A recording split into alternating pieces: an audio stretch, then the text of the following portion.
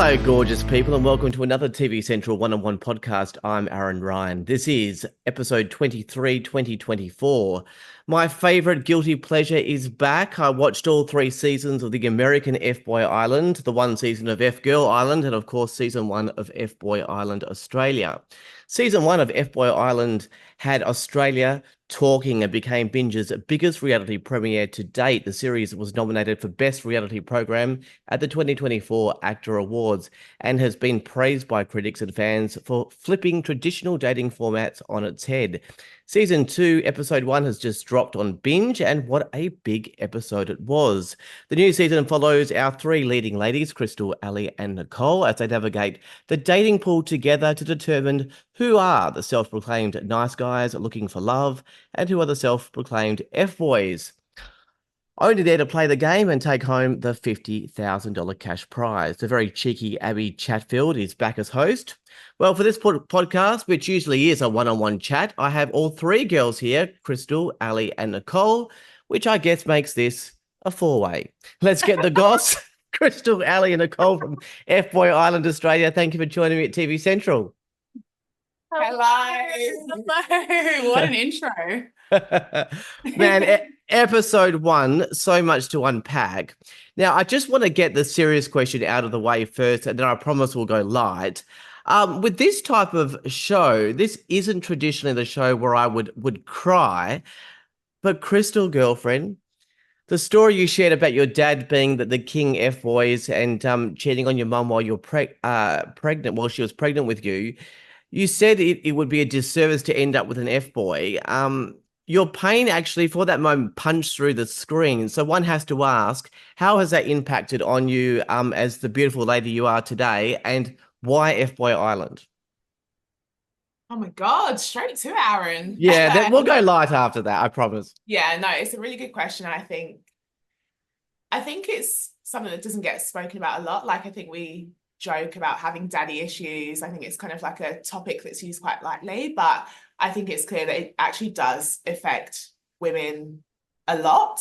I think it just, like, for me, seeing my dad and how he was with my mum, I was like, oh, that's just how men are. And I was like, oh my God, that's horrible. And like, no woman deserves that. So I kind of just took that. I was like, no, that's not what my life's going to be like. I refuse to be with anyone who is like my dad. Don't get me wrong, like, absolutely love him. But for me, I just know as women, we deserve a lot more. And yeah, I was like, this show's perfect for that. And it's just putting men in their place. Like, if my dad was on FBoy Island, I'd be like, Dad, you are my dad, seriously. So yeah, I think it's just taking ownership. I feel like me being on this show, it's like I feel I can do it for me and my mum. So yeah. Oh, well, I genuinely hope you find a nice guy. All right, so ladies, I imagine that you've all watched season 1. I bet it's a lot easier at home screaming, obviously an F-boy. What are you doing? He's tricking you. We're all doing that to you right now. Why is it so easy watching at home, if you think it is, but yet seems so difficult when actually on the show?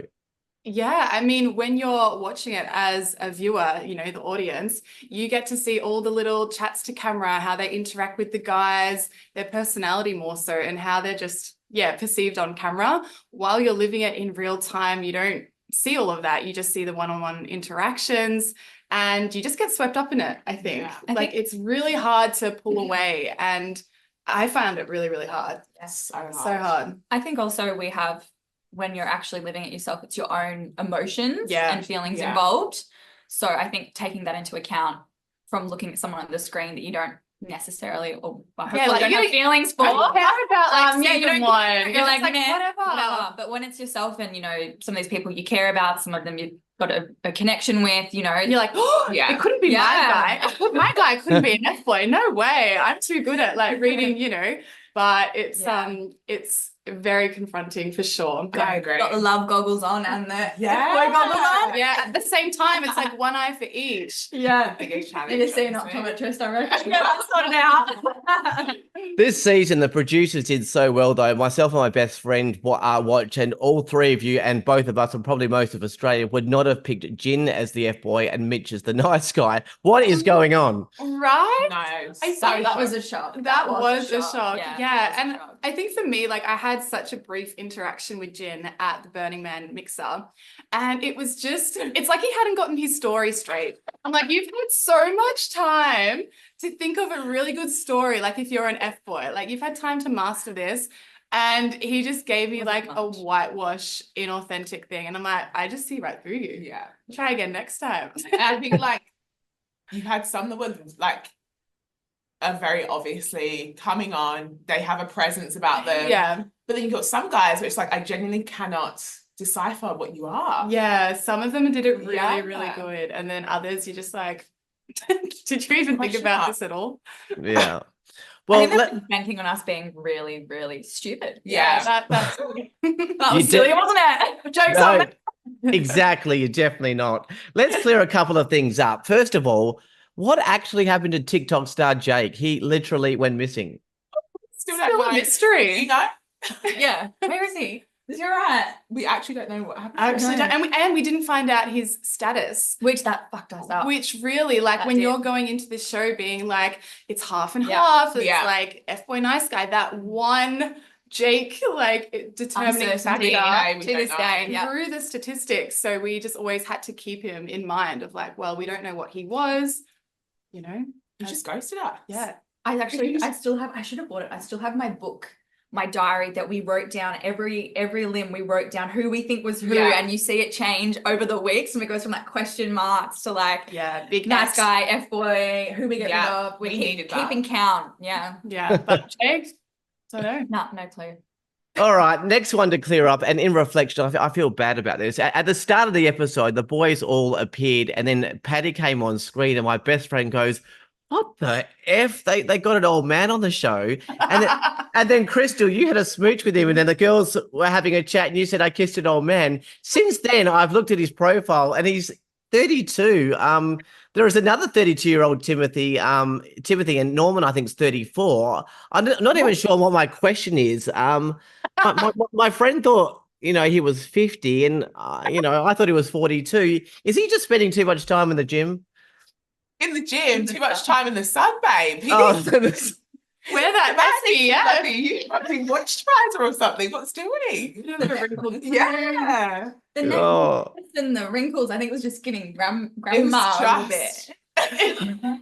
Yeah, I'm 10 years older than him, and I thought I was younger. But anyway, all right. I'm going to ask about Joe. You all picked him on the beach as the first one that caught your eye. What is it about Joe that caught your eye? Maybe Krystal or Nicole on this one?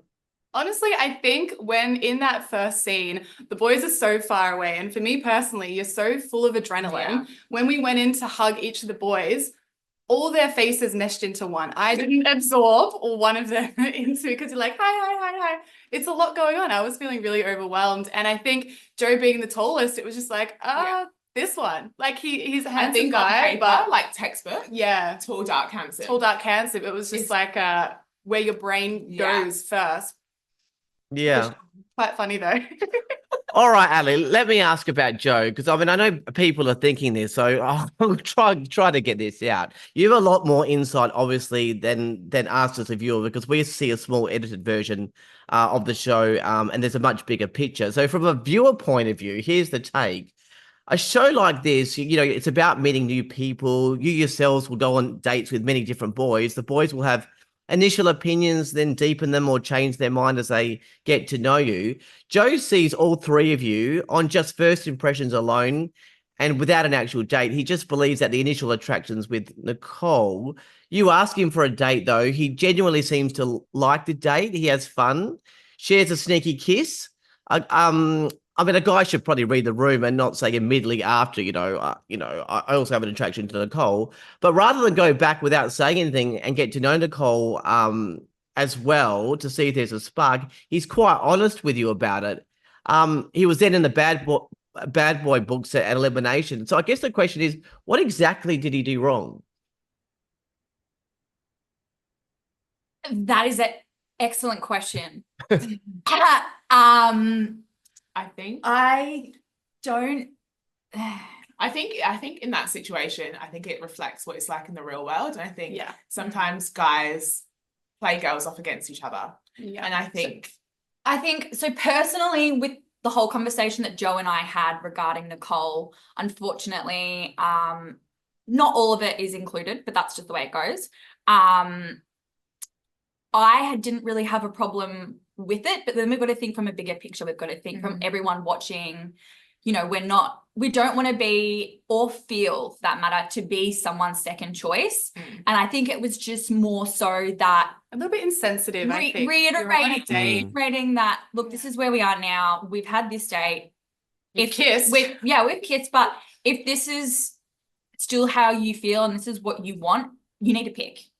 So I think it was like, it was just more so like establishing respect and setting a precedent for everyone also at home watching that you shouldn't be someone's second choice and you should be able to speak up on that and really put your foot down. Yeah.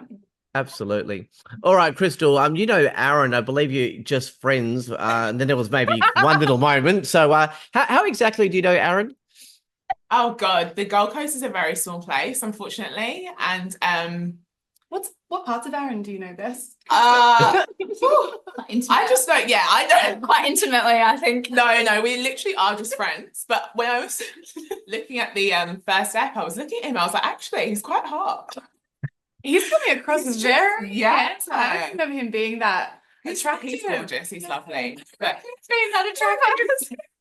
He's coming across great. Like a lot of the guys are coming up really, really good on camera. Yeah. But we just met on a night out and the rest is history. And then saw him on the show and I was like, I know you. All right, so the boys on the American version that really got to me, and there would only be one or two, but they were the FBoys that were so sneaky and able to tell such elaborate lies to just completely be deceptive.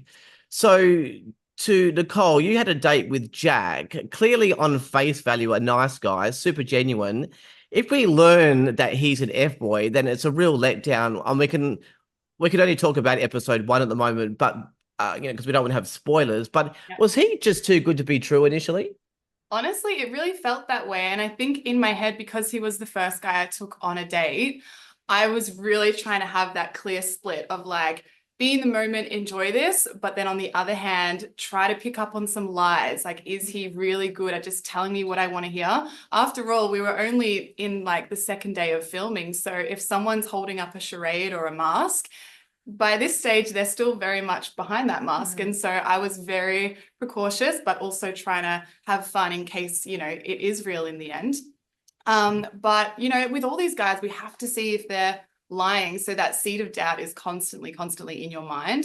And it really starts to play some games on you for sure. Krystal, Frank, how is that guy not an FBoy? This one seems so obvious. Well, to me, how were you reading him?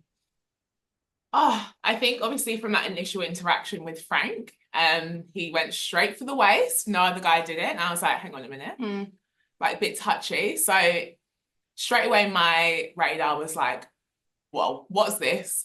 But in saying that, I also feel like I wanted to kind of learn to see if it was just a front, because a lot of the time some guys just put on this like facade. So I was like, let me just figure this out for myself. That's why I chose him to go on a date. That's why I was like, let me have a bit of a strategy here, because at the end of the day, the whole purpose of the show is to weed out the FBoys. So I was like, let's just see. And getting them alone is the best way to do that as vulnerable. Well. Take them away from the wolf pack.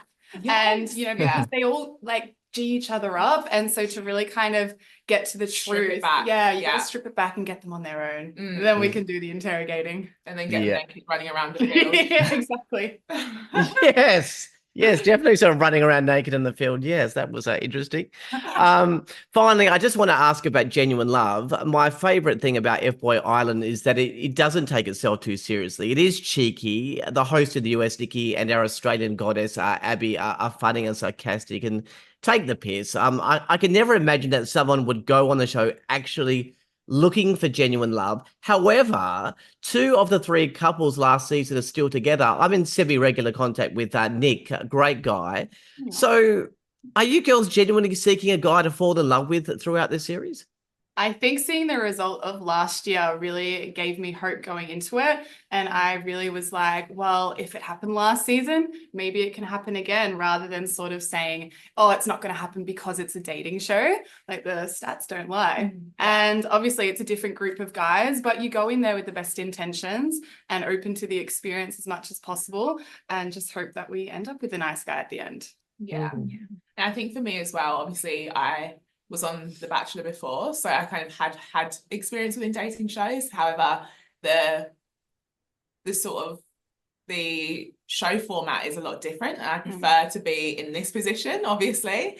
So for me, it was very much like, I've done this before, but I go in 100%. I'm like, I've got nothing to lose. I'll take the risk. I've been single for so long, so why not? Yeah, I agree. It's just kind of like, it was kind of like a once in a lifetime experience. Just make the most of it, ride the wave, whatever happens. Might mess around, fall in love, who knows? Yeah. Well, if episode 1 is anything to go by, this is going to be a ripper series, and I hope to chat to you at the end. You all seem lovely, and now, Krystal, I've got a soft spot for you with your story. I will die in the end if you end up with an FBoy, so... Oh no. If you do, send him around to me and my best friend Saki, and we'll sort him out, all right? Oh, matchmaker, Aaron. Really looking forward to the season. I appreciate your time, and good luck with the series. Thank you. Bye. Thanks. That's all right. That was Krystal Thomas, Ali Woodfall, and Nicole Mitrov from season 2 of FBoy Island, Australia. Episode 1 is out now on Binge. And the next 8 episodes will drop weekly. Well, that's it for this TV Central 1-on-1 podcast, or 3-on-1, whatever. For all the latest TV news, streaming info, ratings, cinema reviews, and podcasts, head to TV Central at tvcentral.com.au. But for now, thanks to Krystal, Ali, and Nicole. Bye for now. Thank you.